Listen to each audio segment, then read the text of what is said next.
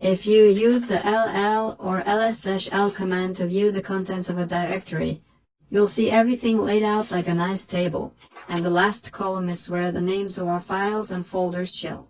Let's chat about the other columns now. The first column is made up of 10 characters and shows the permissions for the files and folders. The second column gives a number of hard links pointing to the file. We'll dive into hard links a bit later. The third column shows the file owner's name. The fourth column is the name of the group that the owner belongs to. Next, you'll see the file size, the date, and only then the name. Now, let's take a closer look at that first column. It's made up of 10 characters. The first of those 10 tells us the type of file. For instance, the letter D means it's a directory, because, yes, directories are a type of file too. A dash means it's a regular file. There could be other signs too. For example, an L indicates a link, aka a soft link. After that, we have 3 sets of letters, RWX. This repeats 3 times. Why 3 times, you ask? Because the first RWX tells us the owner's permissions. The second RWX is for the group's permissions.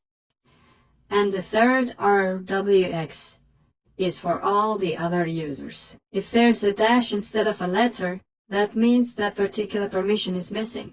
As you might guess, the letters RWX stand for read, write, and execute. So, these permissions can be set separately for different user groups regarding this file. Separately for the owner, separately for the group, and separately for everyone else. Let's check out the permissions given to our file Romeo and Juliet by default. In the owner's permission set, we see our W dash, which means the owner can read and write, but can't execute. The group of owners has the same permissions as our W dash, while everyone else only gets our dash dash. Here's a curious thing. We're currently in our user's home directory, and it turns out that by default, anyone else on this machine can read the files in my home directory. That's not how it works in Windows, so keep that in mind. So what do these permissions really mean? The letter R stands for read, which gives you the ability to open a file and see what's inside. When it comes to a directory, read permission means you can enter the directory and check out its attributes. W stands for write, so this permission allows you to edit a file. For a directory, it's about the ability to change the content inside, like adding a new file. Lastly, X stands for execute. This one's all about running programs, scripts, or binaries. For a directory, having the X permission lets you enter the directory and check its attributes. The tool that helps us change these permissions is called chmod, which stands for change mode. Basically, it lets you switch up how a file operates. In the command reference, they've laid out its syntax, with different options you can use. You can go for letter designations or digit designations. Let's break it down step by step. If we're using letter designations, we start with a letter, U, G, O, or A. The letter U stands for user, meaning the owner. G represents group, referring to a group of users. O stands for others, or everyone else. Letter A means all, so it covers absolutely everyone. So, basically, with these letters, you're picking a user category to change their permissions. Next, you'll use a plus, minus, or equal sign. A minus means you're taking away permissions. A plus means you're adding permissions. An equal sign means you're overwriting the access rights. Then, in most cases, you'll use the letters R, W, X to talk about additional bits, but we'll chat about that a bit later. That's the first version of this command syntax. The second version lets you use 3 digits from 0 to 7 to modify access permissions. And we'll show an example of that too. Before we dive into examples of how the chmod command works, let's clear out our directory.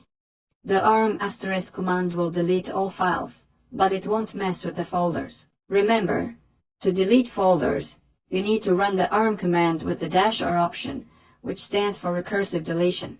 Let's create a new file and call it important file. It's going to contain some important info for us. We'll display some info about it and switch up its permissions. With the chmod command, we'll say we want to give others the category, right permission for that file. We execute the command, check the result, and see that W letter has popped up in the permissions set for all others, just like we wanted. Here's another example. Using chmod, we're going to take away reading and writing rights from the group and others for our file. We check the result and see that a bunch of minus signs showed up. So we've taken away reading and writing rights for the group, and we took away reading and writing rights for everyone else with the same command. There's another way to use the syntax. Chmod G plus W O plus R for which file, for the wildcard symbol, meaning all files in this folder. Let's check the result. And look at that. The group now has W in their permission set, giving them write access. Others now have R, which is read permission. Now, let's check an example using the equal sign. With chmod, we're giving the owner all the rights to read, write and execute, comma. We'll give the group reading and writing rights, comma. The others will get rights just to read. For which files? For any file starting with the letter I, for example. We have one such file. We check the result and see that everything is just as we wanted. So, the owner has rights to read, write, and execute. The group has the rights to read and write but no execute rights. And for everyone else, it's just a reading access. Let's throw in another example where we set the same permissions for all user categories with one command. Chmod A equals RW. Here A means all, so we're giving everyone read and write permissions and taking away everything else. We're checking the results and see that RW- shows up 3 times. Another way to set or change access permissions is by using numbers. So after the command to change mode, we can generally write 3 digits, each ranging from 0 to 7, which will define the permissions. The first digit from 0 to 7 sets the permissions for the owner. The second one does the same for the group of owners. And the third digit sets the permissions for everyone else. For example, we have chmod 640 for our important file.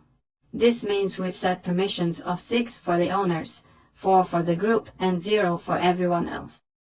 Now let's figure out what each number means, to really get a grasp on assigning permissions using numbers.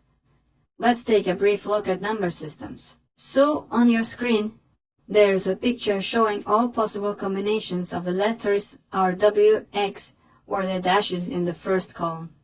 If we replace the dash with a 0 and the letters with 1s, we get what's shown in the second column.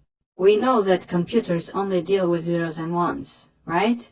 When we convert to binary form, we get those values. Then, if we convert those values from the second column to our familiar decimal system, we end up with numbers from 0 to 7. Why are we talking about this? Because the digits we can use for setting access permissions are decimal.